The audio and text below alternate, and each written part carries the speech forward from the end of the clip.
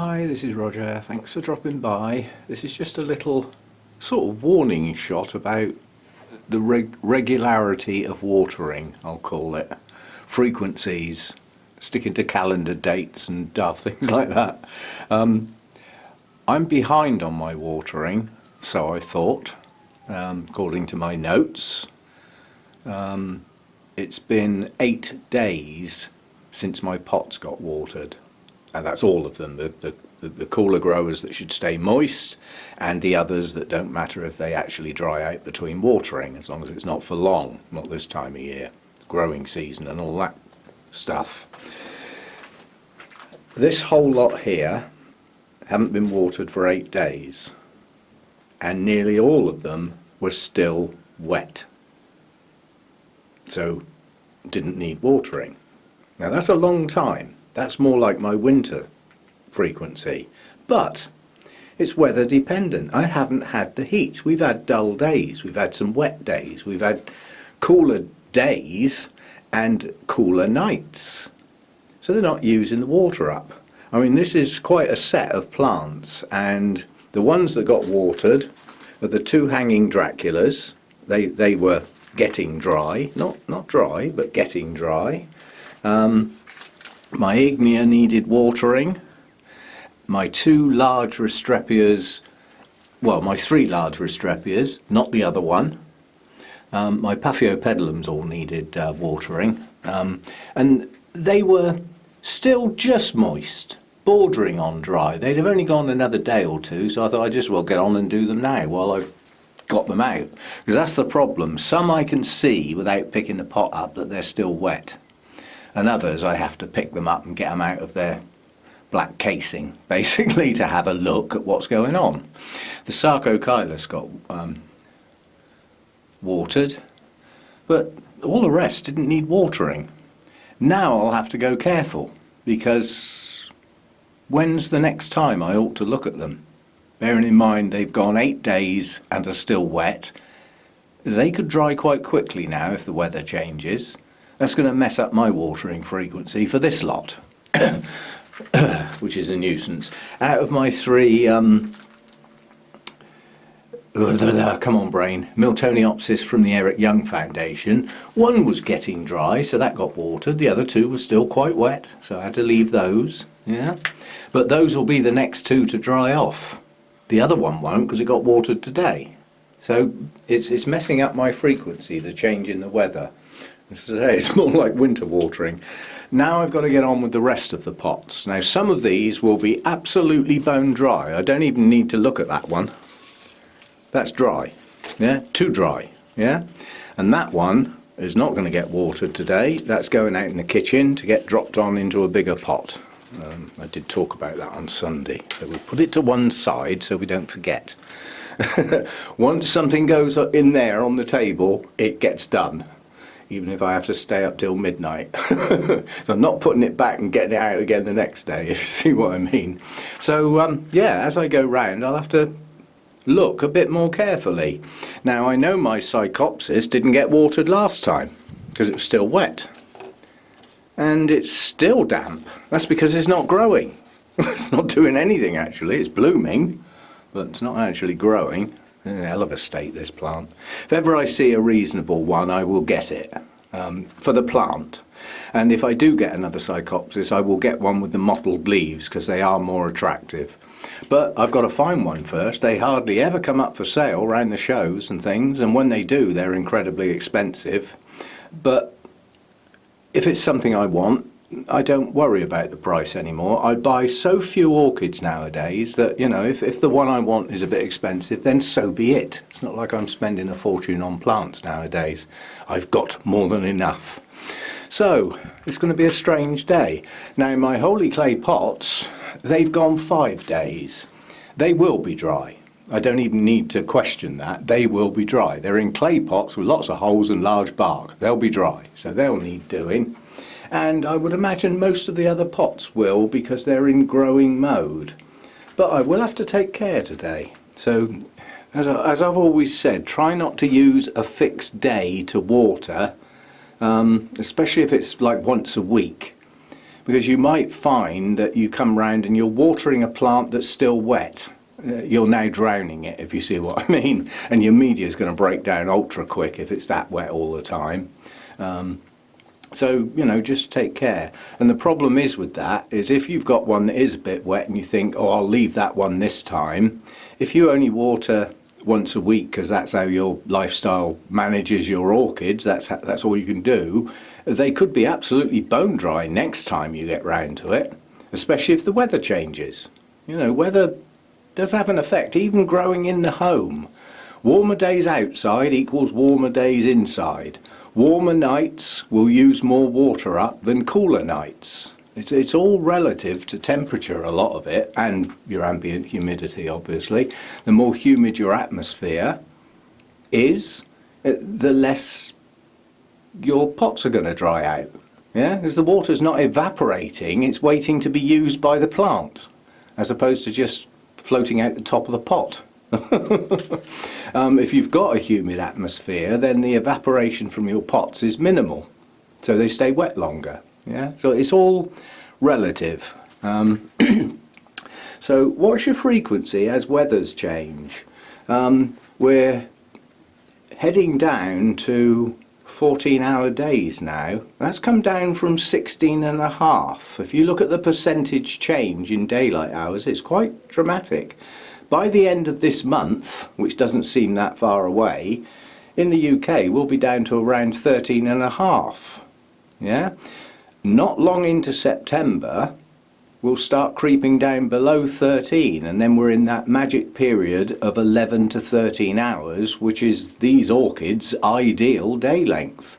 But it won't last long, and then we'll creep down below that 11 hours. Now I'll have to get me lights out.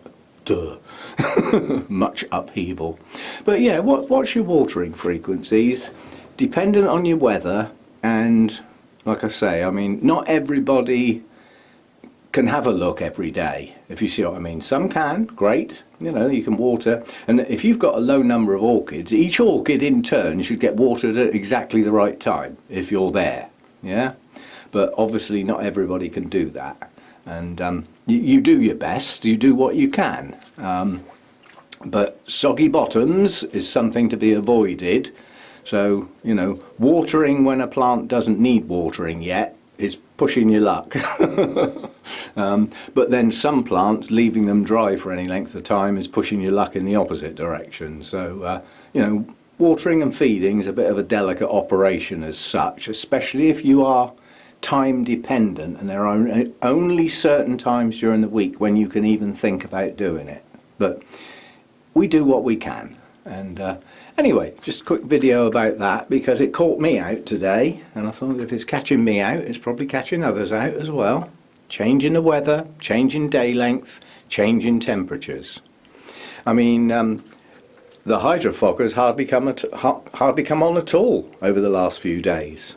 It just stays humid in here. You know, the mounts get watered, they give off water into what is a closed atmosphere. So things are on the change, even though it still seems like summer, although looking outside today it doesn't. Anyway, just a thought. See you next time. Bye for now. Oh, and I'll add this on the end. As the days get shorter, the sun gets lower in the sky. As it gets lower in the sky, it's liable to shine in some windows that perhaps it didn't do before when it was high in the sky. So watch your plant positions in the home. Watch the way the sun's dropping down and lighting up windowsills that it may not have been doing for the last couple of months. Yeah, it's still strong, you know, apart from the hour or two at the beginning of the day and the end of the day, any other sun that comes in through glass is still strong. We're not anywhere near winter levels of sunshine yet, when it just peeps over the rooftops, you know, we're nowhere near that yet. But the lighting will be changing in your windows, unless you're north facing in the northern hemisphere, obviously, in which case you don't get any sunshine. But your day lengths are still changing, you know. Plants that are set back from the window might need moving a little bit closer. And those that are suddenly getting some sun that they haven't been getting for a while might need moving back a bit, or giving a bit of shading for a month or two. So watch your windows. Yeah, the sun is lowering in the sky. It will now shine into places that it didn't shine into before for the last month or two. So keep your eye on that as well. We don't want any singed orchids. Keep your eye on the sun levels, and see you next time. Bye for now. I'm just going to add this on the end because to me this is just exceptional. This is my Oncidium sotoanum, and I have said that it's going mad with spikes. They're coming out all over the place, and many of the pseudo bulbs have got 3 or even more. I mean, even this deformed growth here that didn't mature properly has got 1, 2, 3 spikes at least coming out. But what about this over here then? This pseudo bulb here, starting, that's a different one round here, that's got 1 spike there. Excuse me. It's got another one here, and then coming round this side, it's got 1 coming out from the bottom. But have a look here. How about 3 spikes from the same leaf joint? There's 3 spikes coming out there. They're not branches, they're 3 individual spikes, all coming off the same leaf joint. So that particular bulb has got 1, 2, 3, 4, 5, 6 spikes coming out. That's just ridiculous. So this to me is a very exceptional Oncidium. I've not had anything that does anything remotely like this. This bulb here, got 1 coming out low down, from right down there, along with a new growth, yeah? And then coming round here, we've got another nice big one coming out here, another one coming out here, and another one round there. So there's 3 or 4 coming out of all the new growths. And as I said, one's got 1, 2, 3, 4, 5, 6 coming out of a single bulb. So I think this is going to be a bit of a star performer. I mean, it's quite a long way off blooming yet. These it's a parent of a twinkle, and twinkle type spikes do take quite a while to actually get to bud. But I mean, this is probably the most advanced one, and it's starting to branch now. Yeah, what looks like the place where a bud would be starts to be a branch. Yeah, these are quite branching spikes on here. So I think we got something to look forward to here. This is just done exceptionally well. Now, it was a good plant when I got it, don't get me wrong. This isn't all me, you know, most of this plant was what I bought in bloom at the time. It's all this growth around this side of the plant is the new stuff. This is my bit, the bit round the back is not my bit. All this was here when I got it. But nonetheless, a substantial, sturdy, good plant when I got it. The idea with Oncidiums is when you do get a good one, because there are so many bad ones that get sold, is keep it that way. Don't let it fail. Get that repotting done at the right time. Wait till you see those new growths and get at it. And quite honestly, if the repotting's done at the right time, the minimum disturbance is actually achieved. So you don't set the plant back hardly anything. You know, it just continues to grow with its new roots, even if a few of the older roots are lost at the time. But yeah, keep them growing. Don't let them sit in the pot for years at a time. Quite honestly, I don't see anything wrong with repotting Oncidiums every year at the right time. Yeah. Especially if you've got a media that breaks down quite quickly. You know, if your bark isn't high quality or whatever, then doing it annually is better than leaving it 2 years and losing some of your roots because your media is broken down, if you see what I mean. Because a lot of plants have an annual cycle, so they only grow a new root system once a year to coincide with new growths at some point. Not always when the new growths are new. Some of them have to get quite mature before the new roots come. But each plant has a style of when it produces its new roots. You get to know when that is and stick it in your notes or something and, you know, mark it down to check for a repot, even if you don't do it. Anyway, this is going to be quite good. I've never seen 3 spikes come out of a single leaf joint before. That is exceptional. I wonder if they'll all fully mature and bloom properly, or whether there'll be a runt in there, you know, one that just has 2 blooms perched on the end of it and doesn't put on a decent show. But coming on well. Now that one was nearly dry, yeah? Under my normal weekly, well, whatever, 5, 6, 7 day cycle, bearing in mind it's at 8, yeah? It would normally be bone dry. And yet it was still very slightly damp this time, so even that, in a large pot, deep pot, still hadn't dried out properly. Change in the weather, yeah, it's important. But anyway, because it's growing and producing loads of spikes, it's just had an absolute soaking, whether it was dry or not, because it won't last much. If I hadn't watered it, it would probably only go another day or two and it would be bone dry. So get it done, it's growing, you know, it's doing stuff, so good plant, that one. We very rarely get to look at this plant, except when it's in bloom, because it sits right at the back because it's tall, and it helps provide a little bit of dappled shade for some other plants, so it serves 2 purposes. This can take high light. It's Dendrobium chrysotoxum. A giant version of this. I don't think I've ever seen a chrysotoxum with canes this big before. When we first got it and it was in bloom, it was debatable whether it had been named incorrectly. But an analysis of those blooms, the cane shape, leaves, number of leaves, I'm convinced it is chrysotoxum. It's growing like mad at the moment. Got 2 lovely large new growths up the back there and another 2 here. But what I wanted to show you is something we never look at because it's always inside its black pot. I don't think I've ever had a dendrobium that's produced a root system like that, and it's still doing it. It's still at it. That is a phenomenal root system for a dendrobium. Dendrobiums can survive on quite small root systems for the size of the plant, but this has gone absolutely mad. Come the next time, it will need a repot, and it might need to go in a bucket if it's going to keep getting bigger like this. I haven't got a deciduous cane on this plant. Every cane is still fully leaved. It hasn't dropped a leaf. So it's obviously very, very happy. And when you get a plant like that, you always feel reluctant to disturb it in any shape or form. Oh, it's doing so well, I don't want to disturb it. And that's where you get caught out, where that reluctance to deal with a plant that needs dealing with gets left, like because it's having a good blooming session, or the new growths are pushing on nicely. But this is it. If this was in need of a repot, now would be a pretty good time.